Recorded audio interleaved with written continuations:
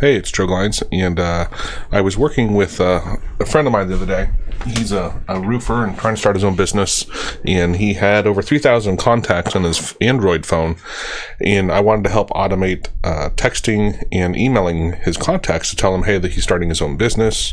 And so the Android phone exported this VCF file, and apparently it's a text file. Let me switch over to here. I have it in the site. Let's put any just to help spot stuff.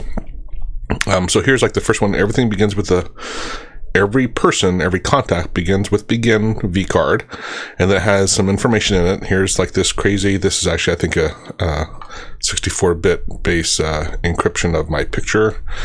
And then here's the vcard end, and then this is the next one. So he had over 3,000. This file was over 4 megs long, which is pretty big for a text file. And it was difficult to parse, but I didn't want to share that file because I had everyone's contact info with it. So I took mine and then repeated it a little bit with some fake data. But you get the general concept. So it goes from the begin to end, and then this starts the next one, begin down to wherever this one ends. So right to here, and then here's a third one, right? So here's the data that we'll be looking for. And in Studio, so we open the text file in UTF-8 format. That's what this is for.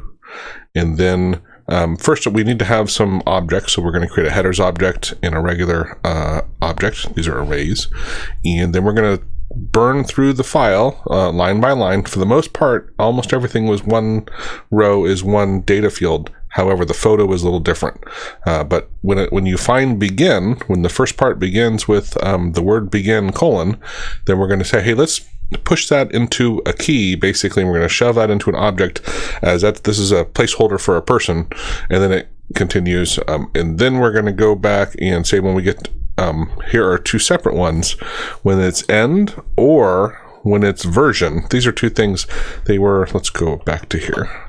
So in the data, there was this end vcard, and that was a constant, and then version was 2.1. That was the same on all of them. I just didn't care. So this is a way we could skip over it and not have it in our data.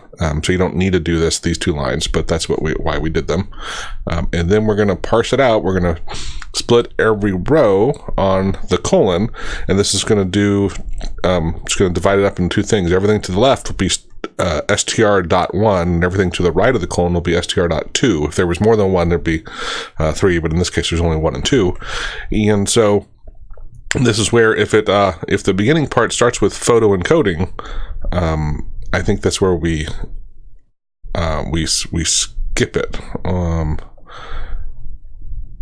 It creates a header for it. Otherwise, it goes through. And this, by the way, this is going to shove. This is the key, and this is the value. I also added this because the data had. If we go back to the text file, let's see here. I had like 3 semicolons in a row on a lot of them, and I said, you know what? Hey, if we see more than 3 in a row or more than 1 in a row, I don't really want to have more than 1 in a row. So let's just leave 1. So this regular expression here, it says if it finds a semicolon, 1 or more of them, then replace that with just 1. And so that's what we're doing here. So we dumped an object.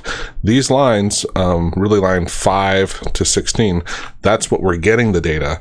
And then after we shove it all into these various objects, then we need to extract it and actually save it, use it in a usable way.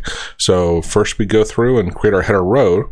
So this is we're going to iterate over the headers object, the key value pair there. So we're going to, it's going to go through and just shove that into a variable, a tab. So this is putting a tab between each one.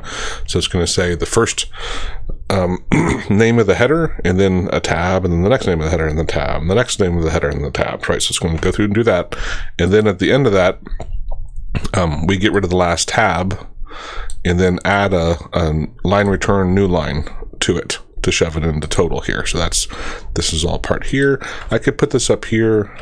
This is makes a little more sense, but for those of you not used to AutoHotkey, this for loop, if you don't have brackets, it'll just do the next line, and so I didn't want to confuse people. But so these 3 lines are dealing with the header, and then we're going to start looking over the data. And so we look into object, and we do basically a similar approach, and we look in the headers, and let me see, this was make sure to add this as a precaution, because if there was this \T, and in a regular expression, that's what you look for a tab. We didn't want to shove that in there and then actually have extra columns. So if one of these things happen to have a tab in them, which is possible, he was just safeguarding against it. So we didn't want to have it shift the columns over because it's a tab delimited file. So this just says to basically skip that, to replace it with nothing, if I remember right. And then here we're going to trim the last tab, and you add the line break. So this is on total, and then we're blanking out the variable row because it as it goes through this, it would have kept appending, because here we're appending to it within the row, and then once we write that, well, I should say append it to total, we want to blank it out. And then here I just said, let's shove it all into the total into the clipboard so I can paste it. But when I run this is the debug window here. This is a function that he wrote for me that will dump it to this window. So when I run it, you see it went through and parsed out the data. Let's get this a little bit bigger here so we can see it all. So here's the header row, and here's the data. And there were just 3 lines, but before I had over 3,000. And it's on my clipboard right now. So if I take Excel, and let me bring Excel over. So if I come in here and I paste, because in Excel, when you paste with tabs, it will automatically parse those into columns. The one thing I did have to do is in here, I went in and made these, I did Control-1, which brings up the cell, and said make it text.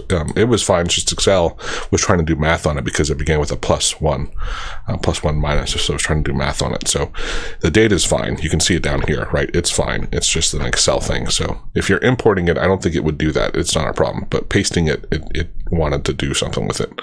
So anyway, that's it. This should work. We should parse most VCF. The only thing I can tell you from that file that I processed with over 3,000 records, each, I don't know how it happened, and I don't know they flow in differently, but a lot of the headers, sometimes like the FN is for first name, sometimes there was a header called first name and it was repetitive, and so you're still going to have to clean up the data, but at least this flattens it into a tab delimited file, and then you can process it from there. Cheers.